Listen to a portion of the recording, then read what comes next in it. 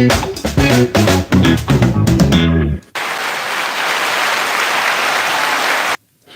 right, welcome back to Real Cast Fishing. Your host, Glenn, with the City Banana Fishing Field Team, COAF Field Team on YouTube. And this round, what I got for you? Well, this is the Fishing Ramblings episode, our version of, well, just talking fishing updates and whatnot. Bear with me, let me lift up my seat a little bit here. Okay, and some of the key things that I wanted to talk about is some fishing updates on what yours truly has been up to these past few days, if not weeks. Earlier when we were talking about doing some 3D printed lures and getting those posted and being able to fish those. I still have a few of those that I'm working out, but that is well on its way to, some fun stuff, especially with the upcoming warm weather shift from pond fishing back to kayak fishing out at our local lake. On top of that, I've been working some inline spinners, mainly the Panther Martin variety, where you don't have to worry about using a clevis. Instead, you can just put the blade directly onto the lure, and making those in about the 1/16 ounce size and getting some good luck there. And then I've been shifting over to some, and you'll probably see some of these, some quick tie fly ties where I showed a demo on how to tie a dubbing loop fly, a damsel fly variant that doesn't use rubber legs. Instead, it has this kind of hackle-like portion for the forward section of it and simulates more of a bug or whatnot that, does work well on bluegill. And so we've got that. And then I do have another one that's coming out that also talks about the foam spider. And then there's another one that I had posted about using the whip finish tool. And hi, Candler Destroyer. Hello, how's it going? Just talking some fish ramblings, just an open forum here, just giving you some updates on some recent happenings from the team here.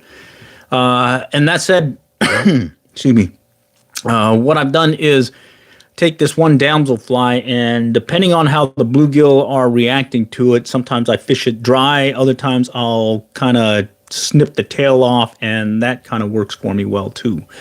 And then as I'm prepping for the upcoming kayak fishing season is what I call it, I'll go to our local lake and start prepping for, or these next few weeks I'll start prepping for doing a couple of things. One is kayak fishing using a trolling rig where I'll set a pole in front of me, or I'll use two trailing ones behind me, put some bells on there so you can hear the fish when they strike. They'll indicate that they're on because I can hear those bells jingling. Initially, I'll set them in front, and I'll be able to also see those as well. And then I'll also do some bottom bouncing where I'll drop a slab and jig rig, work a point, and just start back paddling, watching that vibration or at least that movement on the rod tip, and pretty much tell you that you got a good strike there. So do check out some of the older videos where I've done that in the past. Basically bottom bouncing slab and jig rigs at various points at our local lake. And then of course I've got these self-setting jug lines where I can deploy them fairly quickly. I'll pre-bait them and then I just throw them out and just basically sit back and watch success happen, seeing if anything strikes. And so that'll be here in the upcoming few weeks because my old pickup finally had to be retired. Bottom line, it was totaled when someone hit it. And I have since replaced it with it was a 96 Tacoma. Now it's been replaced with a 2024 Tacoma. So I should be able to be out, back and about, hit and be at the local ponds as well as the local lake for some fishing things. Wondering how everyone else is doing out there when it comes to the fishing, at least in your area. Any particular things that you want to call out, definitely do so. It's an open forum. Fishing Ramblings is this portion of our podcast. Do check back, though. I will do it's the Little Red Book of Fly Fishing series, where I'll go to the Little Red Book of Fly Fishing and just go through 5 tips at a time. This next one that I post will be tips 91 through 95. And basically, it's read through the passage or the portion of that book and then see if there's anything to call out in particular. let's see, other things that, most recently, what I've been focusing on is fishing the bluegill beds that we have in our area. Apparently, they are out there. They are spawning, and throw on some polarized glasses. I can work different ponds, and in short order, I can see these little saucer-like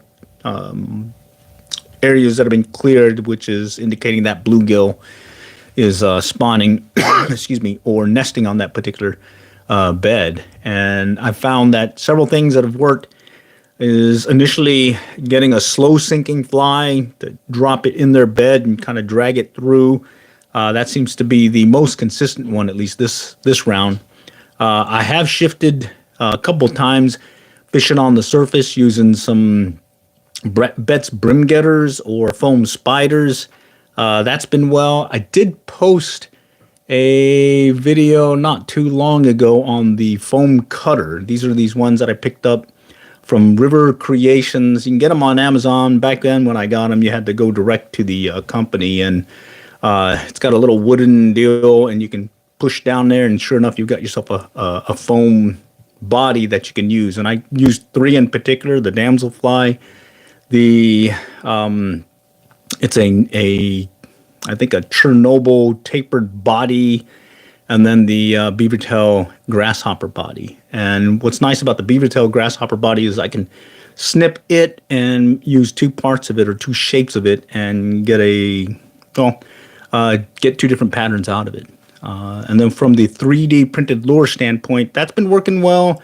The one standout of the ones that I've made so far has been the microblade, where it's basically usually you'd make it out of a sheet metal or some brass. These I made out of that PLA filament that comes with the right there 3D printer, and I was able to make some pretty good success with that, with some of the little bass and whatnot that were out and about. Speaking of the foam cutters, bear with me, I'll go grab the foam cutters real quick and we can talk about that.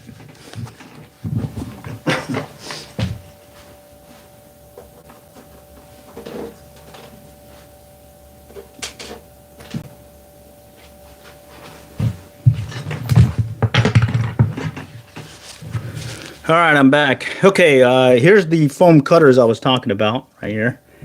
Okay, made out of wood. Got a real sharp sheet metal-like blade-like deal, and you can see the damselfly, and that is what it looks like. Uses 2 millimeters closed cell foam, and in short order with minimal material, you can already be out there, and especially if you're using some of that UV glue. Seconds after you've got that glue dried, you're already ready to go out there and catch a fish or two. And this is that tapered Chernobyl one right there. Okay. And then here is the beavertail one. All right, now I was talking earlier about the beavertail piece. This is the shape, and you tie it with this being the head section right here, and this being the tail. You can secure it with this little piece here, or you can secure it here. It just depends on how you'd like it. Or I've done it before where I cut it right here so that I have a section that looks like this, and then I have a section that looks like that, and that makes some great foam spiders as well as grasshoppers and whatnot. And pretty much those work really well, especially as the bite picks up and warm things are happening at the local pond. Top water bites on, that seems to work really well. And like I was saying, you can get these direct from the company River Creations, or you can get them on Amazon. They're there. I think I've got a link in the other video. The other one and do stay tuned, I'm going to be posting the foam spider quick tie, or grasshopper quick tie fly. It's like a less than 1 minute video on how I tie it. I'll also be showing that damselfly variant, and that's another one that I've got. I think I've got it down to like 30 something seconds or something. So it's a quick tie, very, very fast, simple but effective pattern. And then the last one that I did on one of our live streams rebroadcast of a live stream was the dubbing loop fly right here. Okay. And all that is taking basically a hook, be it a streamer or caddis hook, and excuse me, taking a loop and using a dubbing loop tool, spinning the dubbing so it makes a nice kind of buggy look, and then you spin it, or at least tie it or wrap it onto the hook, and you get a nice little pattern like so. All right, and it's like a little scud pattern, almost like a gold rib hare's ear nymph, but easier, much easier to tie. I'll have that video out there too, and I'll probably follow up with maybe a GoPro mobile or mobile fishing live stream where I'll just fish that, and let's just see what happens on that live stream.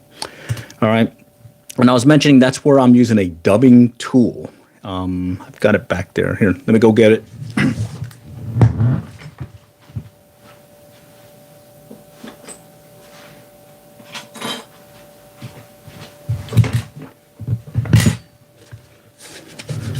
Okay, this is called the dubbing tool, the Y variety or model right here.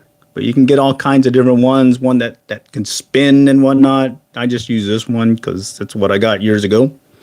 I did post some whip finish tool / how to tie it one manually for a whip finish knot right there. So check out that. And then I believe the next live stream that I do for our Amazon channel is I'm going to talk more on the nail knot tying tool that I posted years ago, but I think it's time to show you some other uses or how I use it, as well as talking about the whip finish tool again, but this time talking about make your own. So I bought this one, and the piece that always throws me about it is right here. This gap limits me to smaller size flies. You can buy larger ones, so you can tie a larger fly and whatnot. When you're tying that whip finish knot, this gap makes a big difference as you're flipping through it and being able to work the fly or the tie, the knot at the head portion. So what I find is just make your own, and you just pretty much get some wire, bend it like so, put a little tubing there, and there you go. I've got two of them that I made, one, and both of them have larger gaps that allow me to do a whip finish around the leg or mid portion of the body of a particular fly, be it a foam spider or a foam grasshopper. Again, I still use the 2-finger technique as well, the manual, but I just decided to make that because I saw something about someone making one, and it looked pretty straightforward. So we'll talk about that next round as well. Okay, so that said, that's pretty much all the updates I wanted to give this round. Unless anyone has any questions, comments, any things that they want to bring up, certainly welcome to throw them at me. I'm over here in the North Texas area near Dallas-Fort Worth in the city of Allen.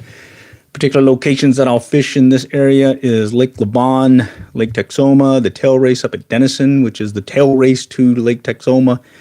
And then in the winter months, make that run across the border to Oklahoma to hit up a couple of trout fishing fisheries. One that's seasonal, the Blue River up in Oklahoma, and the other two are year-round, one being up at Broken Bow or Beaver's Bend State Park in Oklahoma, as well as the Lower Illinois River, which is the tail race to Lake Tenkiller up near Gore, Oklahoma.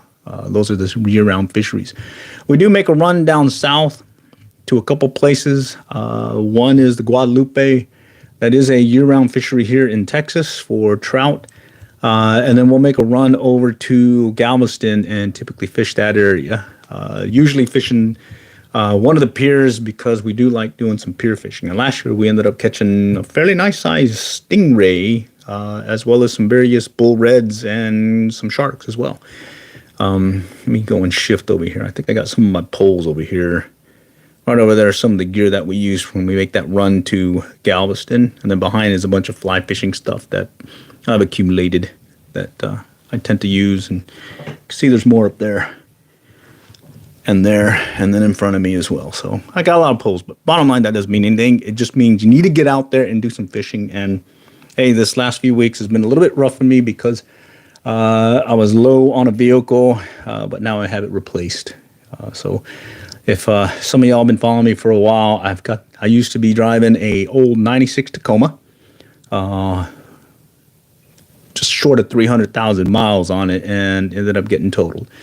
And so I replaced it with a new Tacoma, 2024. And hopefully that'll get me a bunch of miles, and I can, again, get on the road and show you some of the things that we're doing. I've been focusing more on the mobile fishing stream, mainly because I can stream from my phone on the go as I'm out and about, and be able to just show you what I'm fishing or how things are doing for a particular location.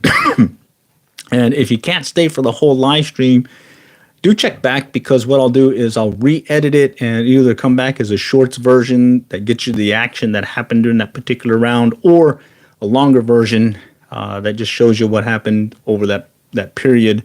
Could be an hour or two, but it'll be shortened down to less than 5 minutes. And I think the last one, I think I just posted it this morning. It's called Bluegill ASMR.